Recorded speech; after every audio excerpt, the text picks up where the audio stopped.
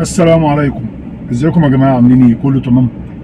انا على الطريق الدائري، كنت جاي من العبور وطلعت الدائري من عند المنطقه بتاعت دخلة السلام، يعني داخل على مدينه السلام، وطبعا طريق الاسماعيليه هنا وكده. فانا على الطريق الدائري حطيت بنزين وهاخدكم كده في جوله. هنعدي بقى على طريق مصر اسكندريه الزراعي لحد ما نوصل المحور. يعني هنعدي بقى على كذا حاجه بقى، المرج والسلام وكذا حاجه، والخصوص وايه تاني، ونزلة طبعا شبرا اللي هو الزراعي والحاجات دي كلها. طبعا بقول لك النزله الجايه دي نزله مدينه العبور والشروق، وانا طبعا طالع من عند محور ورا كده برضو نفس الكلام، طريق الاسماعيليه بقى وكده. فصلوا على النبي يا جماعه وتعالوا نعمل جوله على الطريق الدائري. طبعا اللي احنا داخلين عليه، المنطقه اللي احنا داخلين عليها طبعا طريق الاسماعيليه. هننزل نفق كده، النفق اللي هو بيودي بقى على المنطقه بتاعت مصر الجديده والسندباد والنزهه الجديده، والموقف الجديد اللي هناك على الشمال ده تحت ده، اللي هو الموقف اللي هو بتاع السلام. فيلا بينا يلا بينا نبتدي كده. صلوا على النبي ويلا بينا. طريق شبرا بنها الحر هنعدي عليه، والقاهره اسكندريه الزراعي وحاجات كتير كده حلوه. اللي انتوا شايفينه ده الموقف اللي هو بتاع السلام الجديد ده، اللي هو على الشمال. تلاقوا حتى سلم كده بتاع البساط وحاجات زي كده.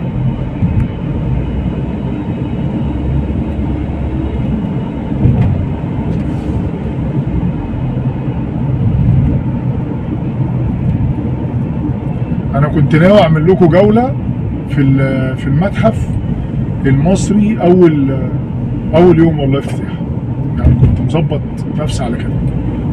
بس حصل بقى ايه اللي انا ما كنتش متوقعه، معرفش فيه الدخله بتاعت الشتاء مبهدلاني. يعني تعبت وخفيت وتعبت وخف، عمال اتعب كده مش عارف ايه، مره برد ومره مغص ومره حاجات كده ايه يعني مش عارف. كان جاي لي تلبك معوي علشان انا عكاك بحب الاكل، فبس تاني بقى لي 3 ايام ما باكلش، يعني بنقنق بس. فاحنا دلوقتي طلعنا على الدائري يا جماعه عند مدينه السلام. النزله اللي جايه دي مدينه السلام. هنعمل لكم جوله حلوه كده، مش هنقعد ايه نتكلم في اي حاجه، احنا هنقعد نتكلم عن الطريق، كل حاجه اشوفها اكلمكم عنها. يعني اللي على شمالنا ده موقف السلام، واللي على يميننا نزله مدينه السلام. بص موقف السلام هناك اهو على الشمال اهو، العالي ده.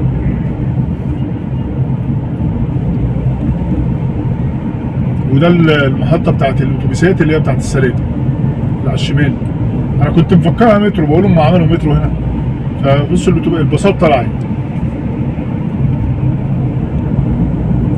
محطه السلام.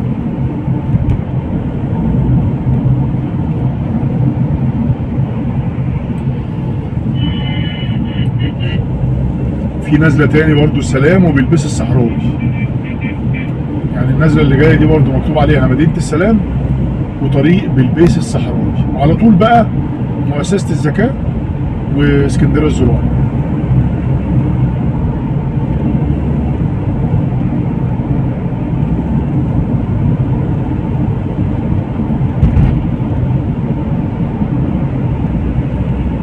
ايه اللي انا شايفه؟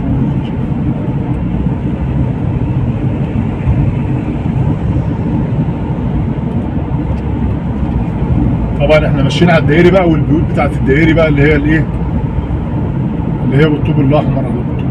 الدائري بتاع المنيب هو كله دائري واحد يعني، بس اتجاه المنيب المنطقه بتاعت الجيزه بصراحه اتظبطت علشان المتحف. بس خلي بالكم الاتجاه ده برضو يودي على المتحف يا جماعه. يعني انا لو فضلت ماشي كده على طول لا يمين ولا شمال، اخر الطريق ده في نزله شمال، انت اصلا بتبقى شايف المتحف قبل ما تنزل من على الطريق ده. انت بتبقى شايف المتحف والاهرامات على شمالك اللي هي بتاعت الصحراوي. اخر الطريق ده لو لا يمين ولا شمال، افضل ماشي في وش كده على طول. يعني اللي جاي من المطار، اللي جاي من المناطق دي كلها، لو طلع على الدائري ده فضل ماشي الاتجاه اللي انا ماشي فيه ده، مش عايز اي وصف، يعني مش عايز اي وصف، ويفضل ماشي كده ويبص على الشمال. هيشوف الاهرامات ينزل يلاقي نفسه في قلب المتحف.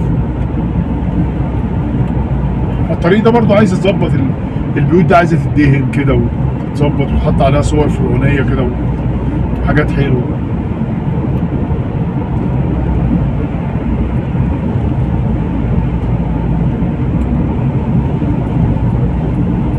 مؤسسة الذكاء الدوران للخلف، نزلة مؤسسة الذكاء، محطة أتوبيس مؤسسة الذكاء.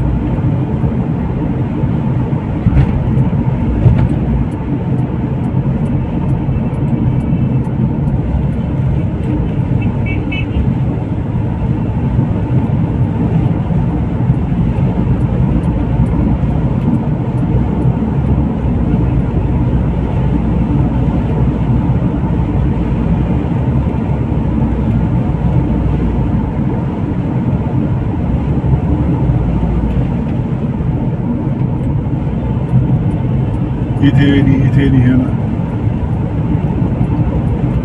لسه ما شفناش اي لافته مكتوب عليها اي حاجه. احنا كده في تبع مؤسسه الذكاء. عايزين اي يافطه، اي يافطه هنا.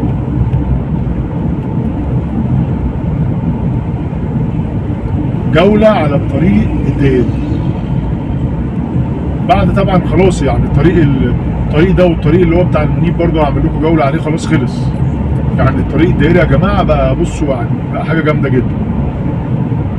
زي ما انتم شايفين التوسعات طبعا كذا حاره زادت والدنيا بقت تمام، بس السرعه فيه بقى 90 برضه حاجه رخمه. هو بصوا لسه بقول السرعه 90 اهو على اليمين اهو بتاع الفسفوري دي 90 اهو خضرا 90 70 60 نقل التقيل 60 والباص 80. انا 90 ليه؟ يعني انا خلينا حتى 100 يا عم مش 120. انا بضطر افضل ماشي 80 علشان خايف اجيب ال 90 البس. دوران الخلف المرج اسماعيليه الزراعي.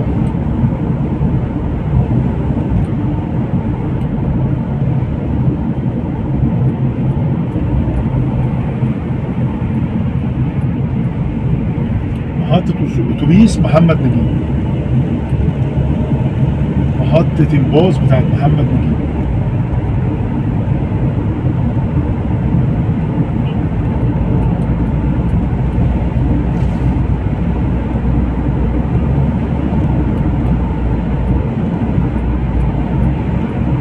الدوران للخلف على طول مستورد اسكندرية الزراعي.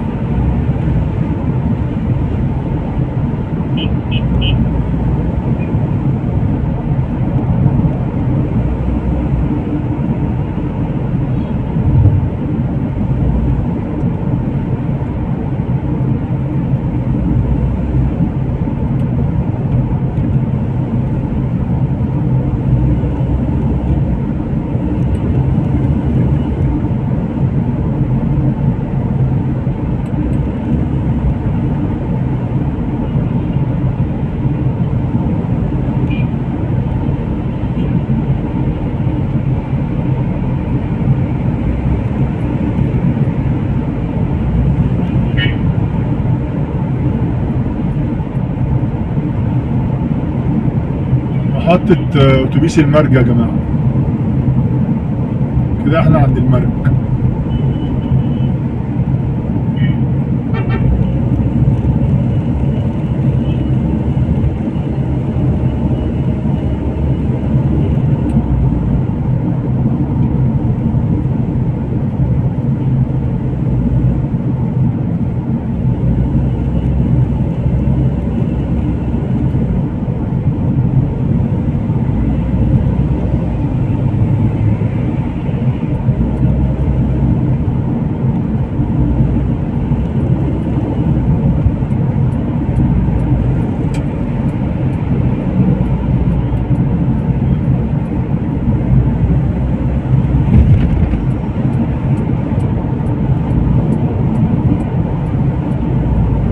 ايه تاني؟ كده لسه في المرجع.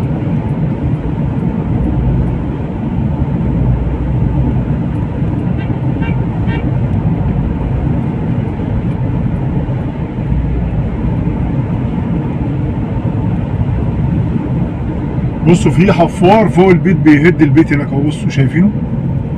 بس ده واضح ان هو بيت قديم، يعني صاحبه اللي جايب الراجل بيت قديم كده. يتطربق ويطلع بقى عماره زي العمارات اللي انتوا شايفينها دي. في برج حمام هناك، ابراج والله. والله مش عايزه دهانات هنا ولا حاجه، ما هو تاريخ برضه. الخصوص، احنا هنا يا جماعه في الخصوص. انا دلوقتي محطه الاتوبيس اللي بقراها مش مكتوب اي حاجه، هو مكتوب محطه اتوبيس كذا. يعني الخصوص كمان فيها محطه اتوبيس هنا على الدائري.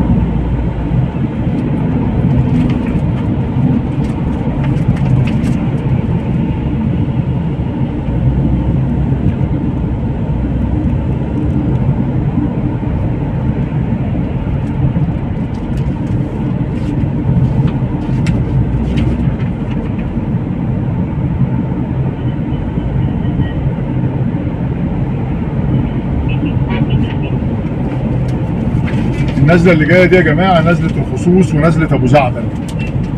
اسمعوا عن سجن ابو زعبل؟ ابو زعبل بقى كده، تخش كده تروح سجن ابو زعبل. لما كان حد يدعي على حد يقول له روح يا شيخ تروح ابو زعبل، هي ابو زعبل كده.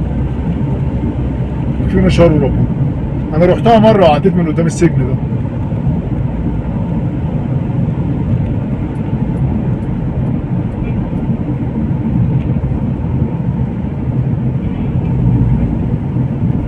طبعا النزله اللي جايه بقى برضو ايه، مسترد. اللي عايز يلف ويرجع تاني طريق الاسماعيليه على طول بقى بهتيم وطريق شبرا بنها الحر.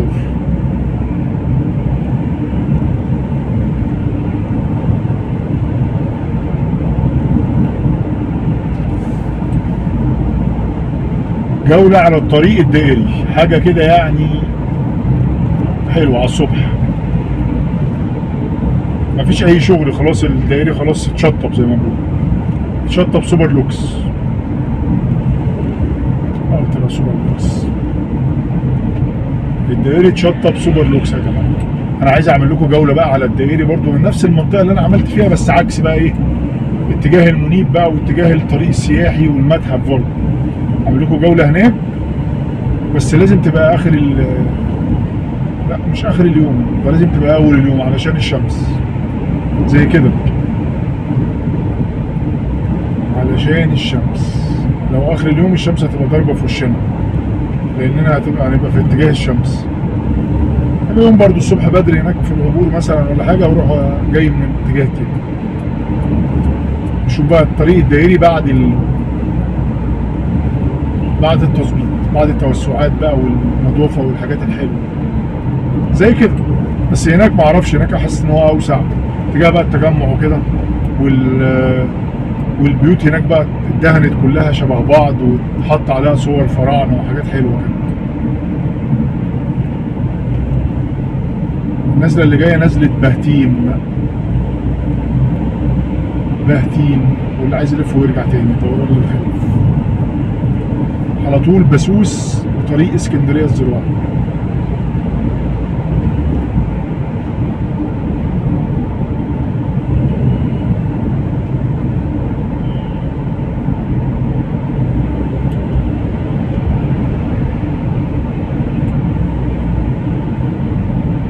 محطة اتوبيس اهي، بس مش مكتوب عليها حاجة. دي محطة اتوبيس ايه، بهتيم؟ محطة اتوبيس ايه دي؟ بهتيم يا ولد. انا لسه قدام كان بهتيم، يبقى دي بهتيم مكتوب عليها بهتيم. ايوه كده، شغل دماغك يا عم الحاج.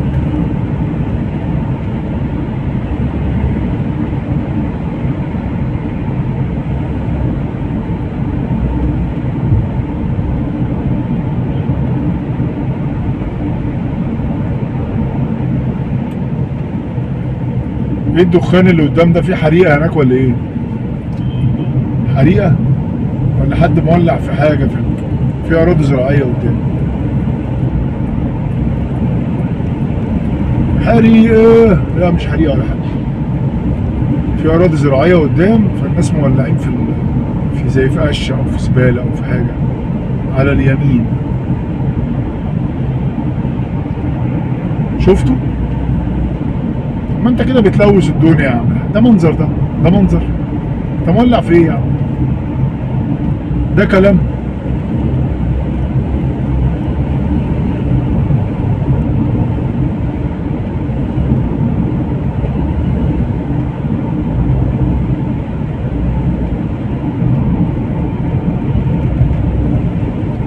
شبرا بنها الحر اللي جاي ده.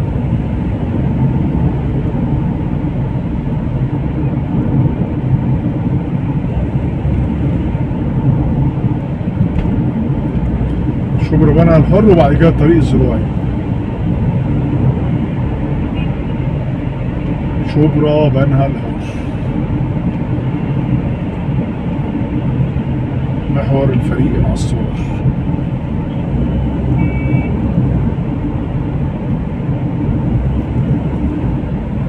حلو كده. السرعة 90 70 60 80 90.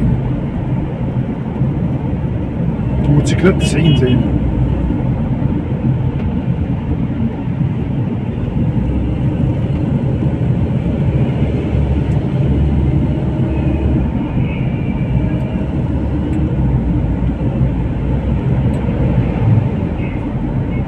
في محطة اتوبيس اللي برضه مش مكتوب عليها، يعني ممكن نقول دي بتاعت شبرا بنها الحر مثلا ولا ايه؟ هي شبرا بنها الحر. احنا كده سيطرنا. محطة شبرا بنها.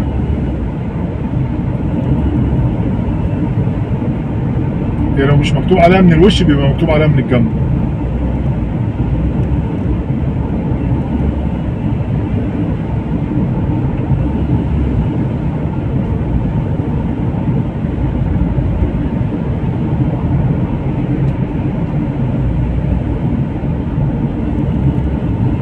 الشمس مشيت ليه؟ هتمطر؟ كده احنا طالما الطريق هدى كده يبقى انت تعرف ان انت داخل على الطريق الزراعي. ميتنما النزله اللي جايه.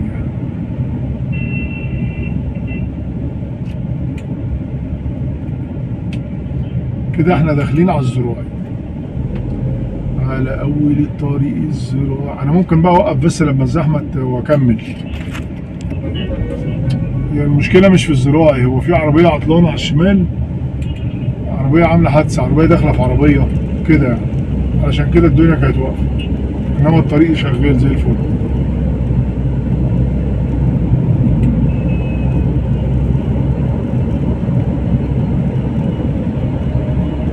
انا قلت الطريق واقف بعد النظافه والوسع والحاجات الحلوه دي كلها. طلعت عربيه اللي هي العربيه النقل الصغيره دي لابسه في عربيه نقل صغيره من ورا، بس مفيش حاجه يعني، مفيش اصابات، هما الناس بس العربيات اتكسرت بس، سهله. الراجل اللي بيقولوا اللي يجي في الحديد عادي، اهم حاجه السواق سليم. نزلة اسكندريه الزراعي، طريق اسكندريه. اللي عايز بقى يروح طنطا عند السيد البدوي، اللي عايز يروح بنها ينزل كده، اقل من ساعه هتبقى في طنطا عند السيد البدوي.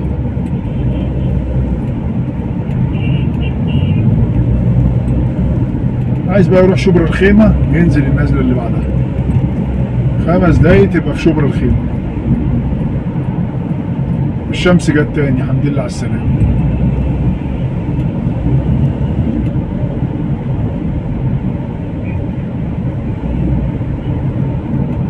يا شمس يا شموسه.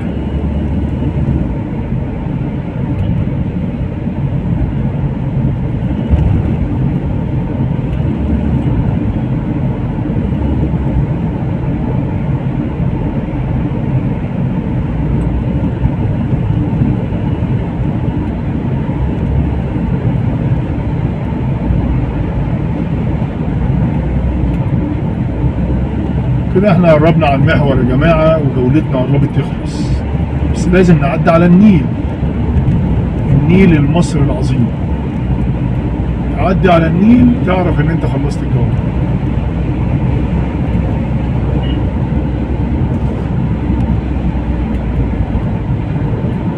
أراضي زراعية هنا بقى على هنا دي.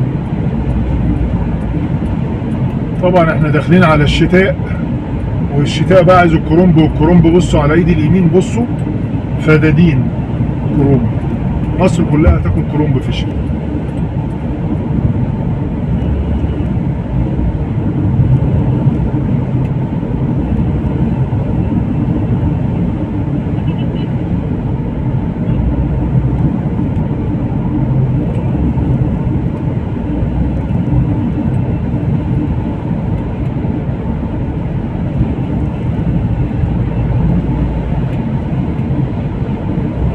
كده احنا خلاص بعد البنزينة اللي جاية دي هنخش على الطريق اللي هو بتاع نعدي من فوق النيل، وبعد كده نخش المحور. نزلة المحور اتجاه مدينة 6 أكتوبر، اتجاه مدينة الشيخ زايد ب 6 أكتوبر. تعرف عديت البنزينة كده احنا داخلين على النزلة اللي هي بتاعت الوراق، جزيرة الوراق عند النيل بقى، معروف كده النيل اهو، ونزلة الوراق بقى يمين وشمال وكل حاجة تمام. بس هنا النيل ايه، عظمة على عظمة يعني، كبير.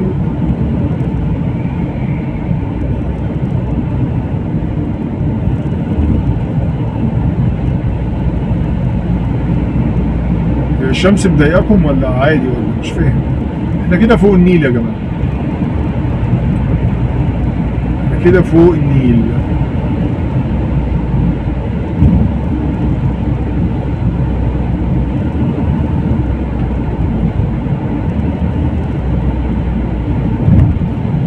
النزلة اللي جاية دي نزلة الوراق.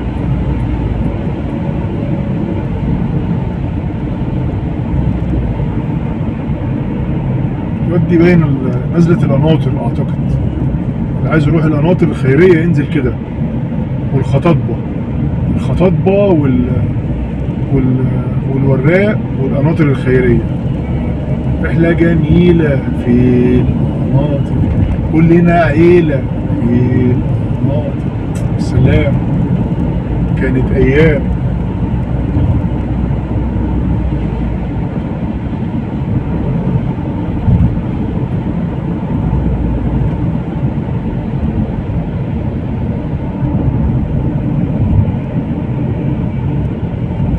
يا ابوي، ايه يا عم، ايه يا عم انت بتاع الكورولا، انت بتجري كده ليه يا عم؟ السرعة 90 يا عم، معاك فلوس كتير عايز تضيعها يعني؟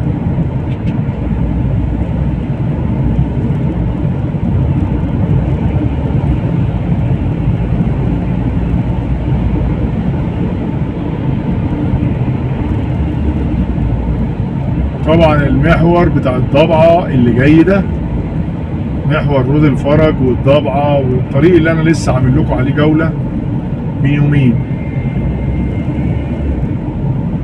الجولة اعتقد اللي قبل دي انا فضلت ماشي كده لحد ما وصلت الطريق الاوسطي، بس انا مش هطلعه علشان انا رايح الشيخ زايد، فانا هكمل على طول.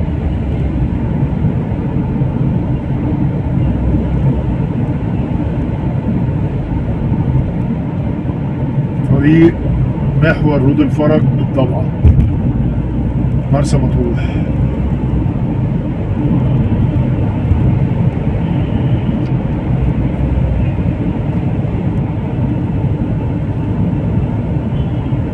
احنا كده خلاص يا جماعة على وشك انهاء الجولة وبس، خلاص احنا كده في رود الفرج، نزلة رود الفرج. وبعد كده يعني اقل من الاقل، اللي عايز يروح بقى المتحف المصري يكمل على طول، ما ينزلش بقى النزله اللي انا هنزلها دي، يكمل على طول لا يمين ولا شمال، يفضل ماشي. يجي من المنطقه دي بقى يبتدي يبص شمال كده، لما البوت تخلص هيبص يلاقي الاهرامات على شماله، يروح نازل النزله دي اللي هي ايه، اول نزله على طول. اول ما ينزل النزله دي هيلاقي نفسه في قلب المتحف المصري، يعني بدون مبالغه، مش بقول اي كلام على فكره. اول ما ينزل هيلاقي نفسه في المتحف المصري، يركن، يدفع ال 200 جنيه ده لو لوحده يعني، ويخش بقى يتفرج ويصور جوه ويمتعنا. انا هروح يعني قريبا، انتظروا انتظروا.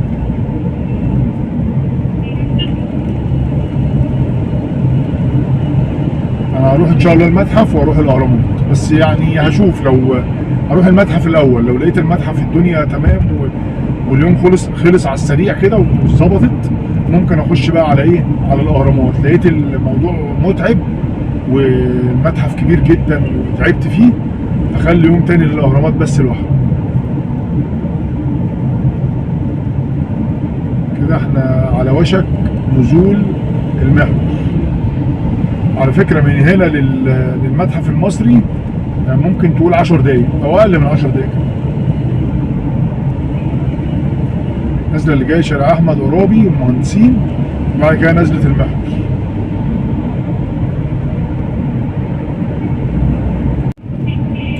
كده احنا يا جماعة خلاص في نهاية جولتنا نزلة المحور. كده احنا نزلة احمد عرابي اللي عدت دي نزلة المحور اللي جاية. فيعني شكرا، وانا اسف لو طولت عليكم، بس كده. يا رب بس تكون الجولة جميلة ومتعتكم، واللي عجبته الجولة ينزل بس كده يكتب تحيا مصر، بس كده. كل اللي انا طالبه منكم تحيا مصر في الايام الحلوة الجميلة اللي كلها احتفالات وحاجات حلوة. ان شاء الله اللي جاي احلى.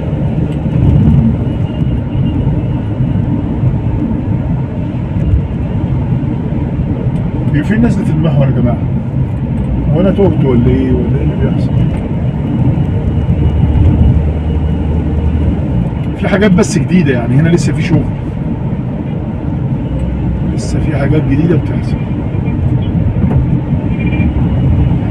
هو انا عديت نزلة المحور؟ شكلي عديتها، شكلي اوديكم المتحف.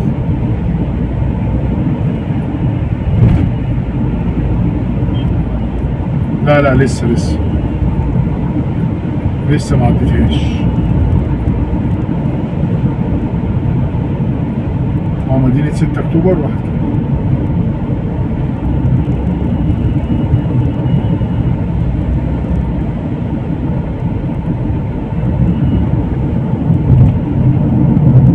الطريق ده اللي هو وانت جاي من المحور بيفصل عليك، وبعد كده تنزل نازله كده بتاعت زي كرداسه او حتت زي كده، بعد كده روح طالع من فوق الكوبري ده تلاقي نفسك نازل في المهندسين برضه شارع احمد عرابي.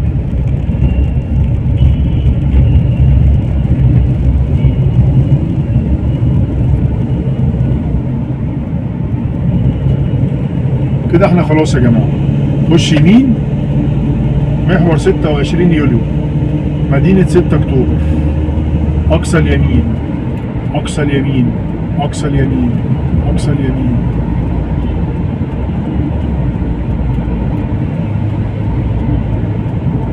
يمين يمين يمين يمين يمين.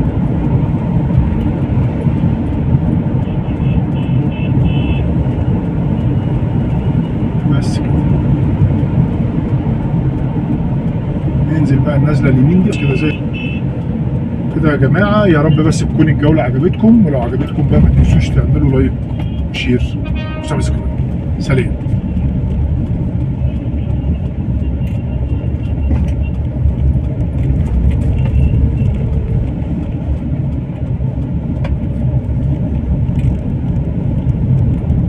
سلام بقى يا جماعه. في ايه؟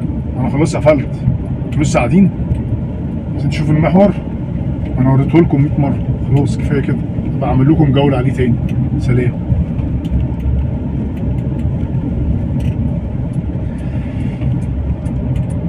من قلب التاريخ يبدأ المستقبل.